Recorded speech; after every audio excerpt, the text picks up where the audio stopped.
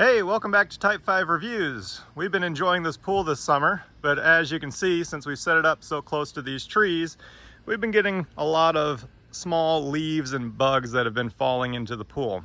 So to make the maintenance a little bit easier, I've gone ahead and picked up one of these deluxe pool skimmers from Intex.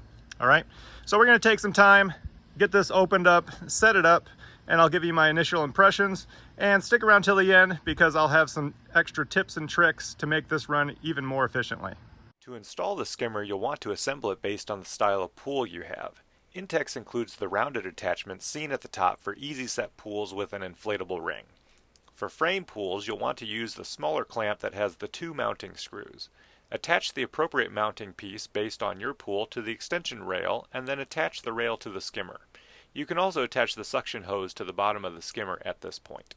Once the skimmer is ready to be attached, you'll need to adjust the inlets on your pool.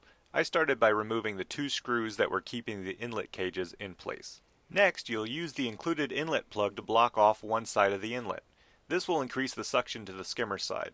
Just unscrew the cover, attach the inlet plug, and screw the cover back on. For the skimmer side, you'll want to unscrew the inlet cover and screw on the skimmer hose adapter. Lastly, you'll want to attach the skimmer to the side of the pool.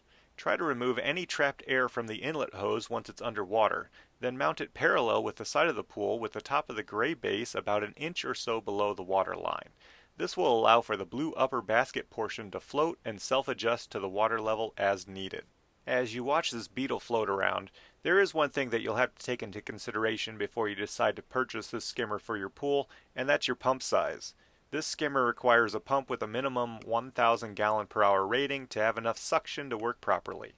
Sadly, the pump that came with my 12x30 frame pool is only rated at 530 gallons per hour. So for myself, I'll either need to upgrade the pump or live without the skimmer. But at least it gives me a chance to show you that it doesn't work well on a small pump. Fortunately for me, one of my neighbors has a much larger 18-foot frame pool with the same skimmer that I was able to check out.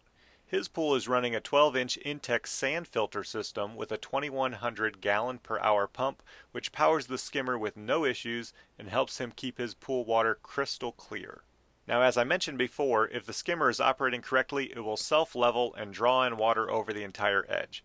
As you can see with this leaf, it does a great job at capturing whatever's floating by on the surface and has enough suction to draw it down into the strainer basket. Emptying the basket is also easy as it just lifts out and drops right back in place. Overall, I was really impressed with how well his filter setup and skimmer works on his pool, and I'll leave a link in the description below to the pump he's using as well as a 1,000 gallon per hour pump that'll work on smaller pools without changing the hose sizes.